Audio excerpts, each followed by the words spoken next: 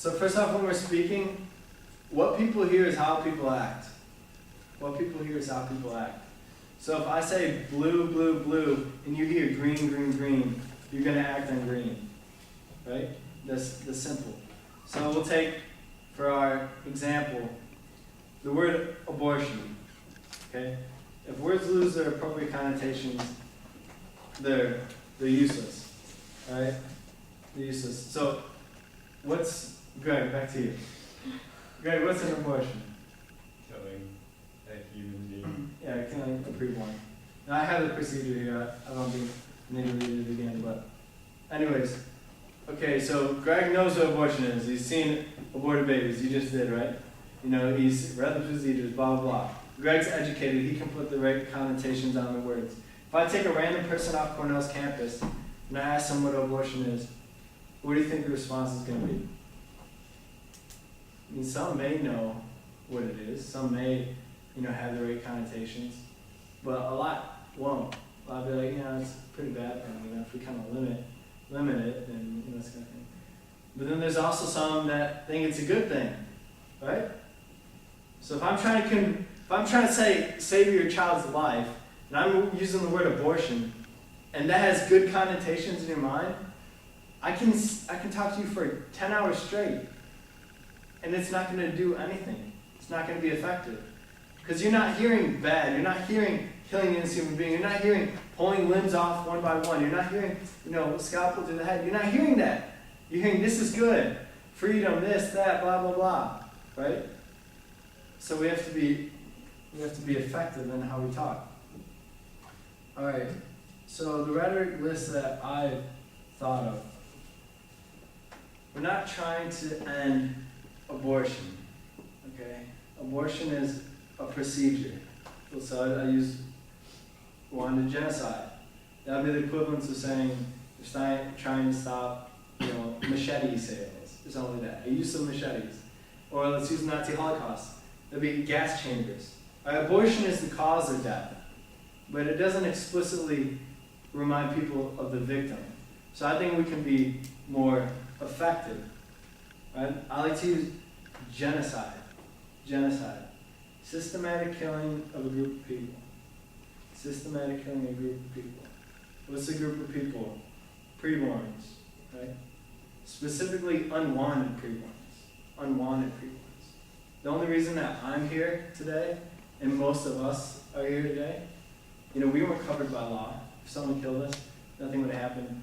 But the fact is we were wanted. We were wanted, and that's why we survived, right? So the group is unwanted preborns.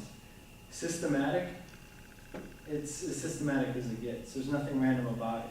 Specific places, specific times, specific procedures, specific people, specific prices. Right? It's as systematic as it gets. How big a group of people is it? Anyone know how many preborns are killed each year? Any children? Any guess?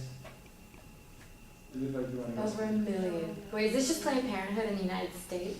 No, this is around the world. Oh, geez. How big is this genocide? Throw out a number. Over 3 million. Over 3 million, yes, over 3 million. Higher. 10 million, over 10 million. I don't even make this like matter, it's humanized, but yeah, over 10 million. Is it 100 million? So, here's some facts. The Guttmacher Institute reports that there's 42 million preborn children killed a year. 42 million. Nazi Holocaust, how big was the Nazi Holocaust? 6 million. 11 million. 6 million Jews, 5 million Christians. Alright? So we're living in 4 Nazi Holocausts per year. Now the Guttmacher Institute, the interesting thing is they're a partner of Planned Parenthood. So if anything, they're going to bring down their numbers, right? Like, that's one of the huge inconsistencies of Planned Parenthood and politicians. Go ahead. I mean, probably the numbers for the U.S. are probably more accurate than the numbers for the world. So, I'm just saying. Right. Those might be more accurate, just because the world's kind of crazy. That's what I was going to try to say. So Guttmacher Institute, they said there's 42 million children killed a year. Okay, then that doesn't count all the underground ones. In Asia, there's millions of mostly girls that are killed per year. And then that also doesn't count the amount killed by science, right? So it's probably upwards 70 million, 80 million, something like that. I mean, this is, genocide, right? Rwanda genocide, we call that genocide, 1 million people. Now we're talking, 70, 40, whatever per year. It's huge. So anyways, that's what I like to call this, okay? Explicitly say, we're not fighting a procedure, And it's also detrimental because of the connotations associated with abortion. If it's just, this is bad, if it's just, let's reduce this, it doesn't prompt people to action, right? You say we're living in a genocide, which we are, an invisible genocide, and that prompts people to action. Okay? All right. Pro-life. Anything wrong with that term? Anything vague about that term, right? I mean, it's about as vague as you can get, okay? I mean, for life, we have one guy at the beginning of our club fest, right, Marissa? Yeah. He talked to me for Exact same thing I was thinking of. yeah, he talked to me for a long time. He was like, pro-life, what does it mean? This and that. And I was like, yeah, you're bringing up some good points. This isn't very specific. Yeah. He's like, people who like grass, are they pro-life? I'm like, yeah, I guess they are. So anyways, if we can be more specific, then we can be more effective, right? If we can drive points home more clearly, then we're more effective, okay? So pro-life, for life. Pretty vague. I agree with him, like that's pretty vague, pretty vague. So what is this? We're for what? We're for preborn rights, okay? To unleash this massacre, what did they do? They took away preborn rights. They said now preborns don't have any rights. Someone wants to kill them? Go ahead. So that's what we're for. And then what's the good thing about that? What's the good thing about preborn rights? How many times do we hear rights on campus? Right? What reproductive rights? How do you think they legalized this? They didn't say, hey, let's kill people. They said this is some kind of right. Right? They took away rights by using the mask of rights. So we're going to use words that apply and also have the appropriate connotations. Appropriate connotations. So rights, if you want something done in the U.S., look at our history. You attach the word rights to it. That's what you do. You say it's discrimination until these rights are fulfilled. So what do we have? We have discrimination until these rights are fulfilled. So that's what this is. That's clear. That's to the point. That's effective. This is a preborn rights movement. How much, and it's setting up perfectly because growing up, what did we hear? Civil rights movement. How great was that? Civil rights. Martin Luther King. Well, here's a fulfillment of that, right? These civil rights, all these people, all these races, and now that's being undermined for a specific group of people. And so we're being taught throughout all our lives that rights are good, human rights, basic human rights, ILR, workers' rights. We're now preborn rights. So now we're speaking as to be heard. Right? There's one thing to speak, another thing to speak as to be heard. So preborn rights, opposite side. The vaguest one ever. Pro-life was vague. Pro-choice. Now, if I went into Oakenshields and I said, Happy Dave! I would like some choice for dinner. He'd be like, what are you talking about? Come on, man. What does that mean? There's an object of a choice. Every choice is an object. I can't go somewhere and be like, I want some choice. It doesn't work. There's an object of a choice, right? And so, with our conversations in the past, we let that go, right? We're using vague terms we don't know what it talks about. So someone brings that up. You can ignore it and go on there, ask them, what does that mean, right? And if it doesn't have the right connotation, it can't have the right connotations. If you're using that, it can't have the right connotation. But, the choice is to kill an innocent human being.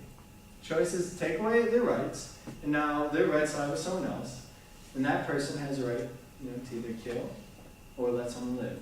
Okay? Pro-choice, no, that's bad. Pro-abortion, same thing I said before on abortion. It largely lost its connotation. The Daily Sun, when the Daily Sun uses the word abortion, are they using it in the same understanding what it is? With that picture in mind that I showed you guys? With that procedure where individually ripping, body parts away? No. The connotations that the Daily Sun's using, or most newspapers, or most times we talk, is far removed. Right? I'm someone who's researched this, and abortion doesn't have the right connotations in my mind. And if it doesn't have the right connotations in someone's mind who's researched this, how is it going to have the right connotations in a random person's mind? Especially when it's so heavily restored. Alright? So, if we're for preborn rights, what are other people? Against preborn rights. Right? For and against. For and against. Now, the pro and anti thing, I try to stay away from that. Right? I mean, I can say pro preborn rights, pro and anti preborn rights, blah blah blah. But what's one of the masks? I don't know if we have it up here. Well, what's one of the things we deal with? This is a political matter. Blah, blah, blah. This is a political matter, right?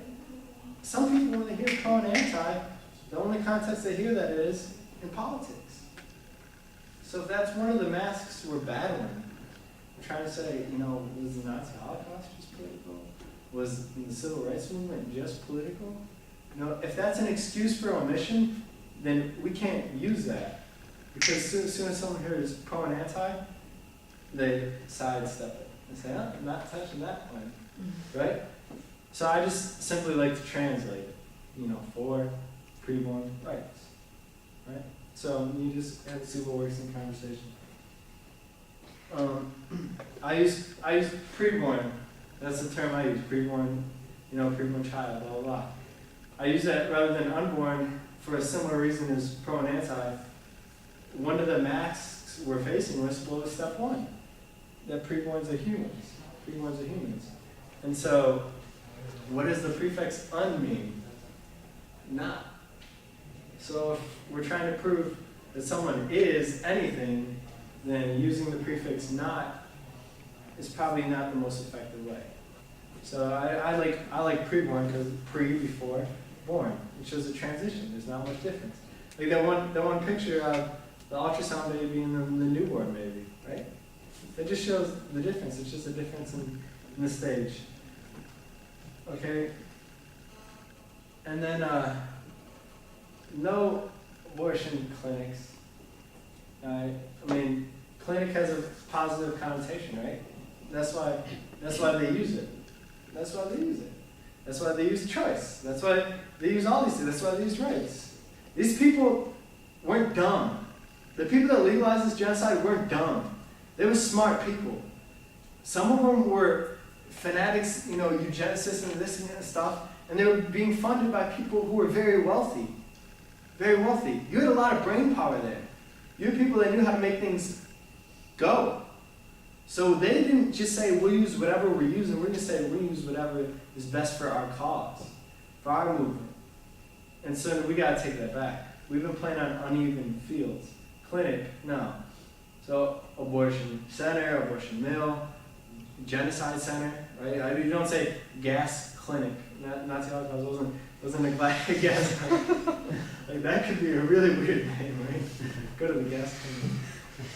But anyways, so what I'm saying is we've had people, goodwill people, like Grandma Mary type people, the last 40 years that have spent their whole lives, battling for children, and they just took up the rules where they were. They just took up the rhetoric where they were.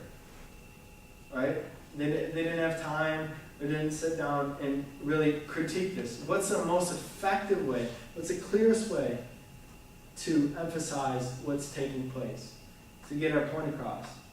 And if someone brings in the rules, I don't know how all these terms got to start, but I don't think it was for people that were for preborn rights. I think we kind of got blindsided a little bit, and then kind of staggered, and then kind of picked up wherever we were going.